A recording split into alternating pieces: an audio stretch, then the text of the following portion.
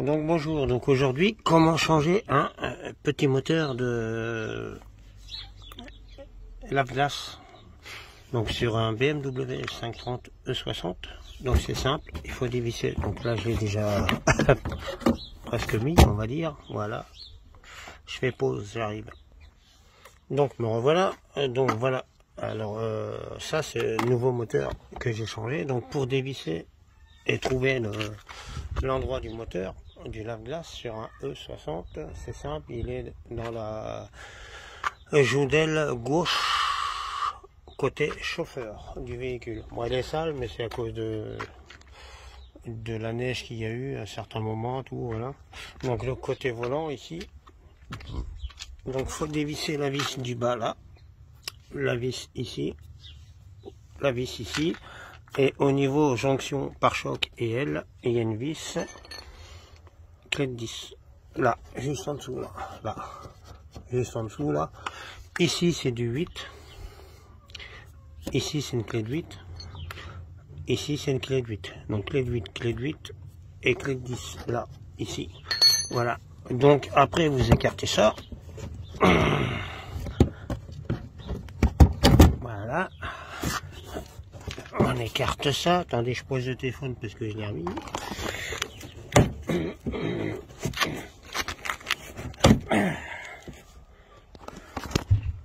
Voilà, donc le moteur je l'ai déjà testé, il est tout neuf. Donc il va ici, juste là-bas, là, dans le petit coin qu'on voit là. Alors attendez, je vais essayer d'allumer la lumière. Quand la caméra est en route, c'est peut-être pas possible, donc je vais voir à faire pause et réallumer après. Donc là, je peux pas allumer la lumière, donc on voit bien ici, le trou il est là. Là, ici, tout petit trou là, là-bas. Vous devez le voir sur la caméra au bout de mon doigt, tout petit trou. Hop, là-bas. Donc il s'emboîte dedans. Faire attention parce que l'embout ici est extrêmement fragile. Donc là c'est un joint qui est vendu avec. Donc je l'ai eu sur Autodoc. Ça coûte 7 € la pièce. Faut l'intégrer dans une grosse commande. Sinon vous avez 10 € de frais à peu près.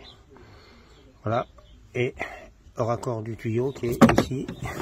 Là. Ici on le voit. Là. Donc il faut raccorder le tuyau moteur là. Alors pour y arriver, bah, faut mettre la roue, on va dire, quelque part entrée à l'intérieur comme ceci. Et autrement c'est peut-être pas évident. Voilà, ou alors lever la voiture, tourner la roue dans l'autre sens et le faire de par en dessous. Voilà, donc je fais pause et après on y revient. Donc là j'ai enfoncé le petit joint caoutchouc à la main, là-bas, et on le voit tout au fond là-bas. Je l'ai enfoncé d'abord avant de mettre le moteur, pour pas casser le bout du moteur, parce que c'est très fragile. Celui-là je l'ai cassé en le démontant, l'autre, l'ancien, donc faut faire très attention. Voilà, donc là je fais pause pour mettre le moteur. Donc là me revoilà, j'ai emboîté le tuyau ici, là, ici, le tuyau qui est à côté. Donc pour l'instant il n'y a aucun souci. Maintenant le moteur devrait y aller et je vais mettre la prise de connexion courant en dernier.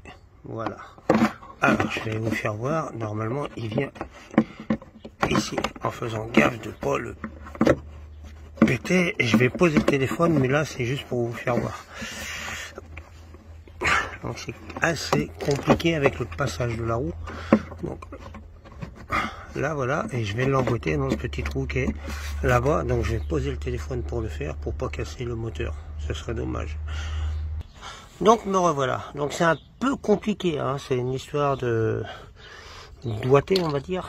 Alors là j'ai mis une clé ici et la lampe pour m'éclairer. Vous voyez, une clé comme ceci en travers pour écarter le pare-choc et la garniture. Alors ce qu'il faut faire attention, c'est en le mettant, il faut écarter aussi là, vous voyez, d'une main écarter ça et de l'autre appuyer sur le haut du moteur vers le bas en faisant attention qu'il soit bien dans le trou, parce qu'autrement si vous cassez le bout, ça c'est l'ancien moteur, donc je l'ai cassé en l'enlevant mais il fonctionnait plus, il est cramé, il sent le cramer. Ça c'est l'ancien moteur. Donc vous voyez là normalement il y a le bout noir qui rentre dans l'orifice qui est sur le bidon de la glace là au fond.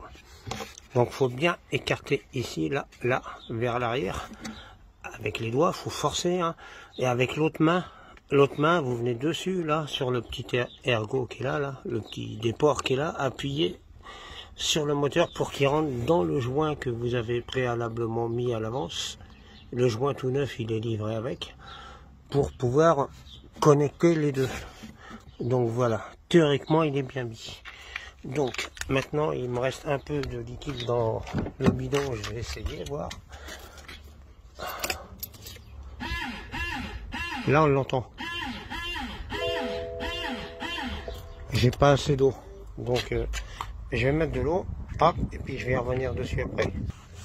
Donc voilà, j'ai rempli le liquide, donc j'ai pas de fuite. Voilà. Donc normalement tout va bien se passer. Donc j'ai fait déjà un test préalable. Hop, là, hop. Voilà. Bon, il fait du bruit le moteur, mais bon, c'est la preuve que ça fonctionne. Voilà. Hop, voilà. Donc évitez de mettre de l'eau, moi je mets du concentré avec. Du concentré pare-brise. Lavage pare-brise, vous voyez, anti-gel, tout ça. Donc voilà. Alors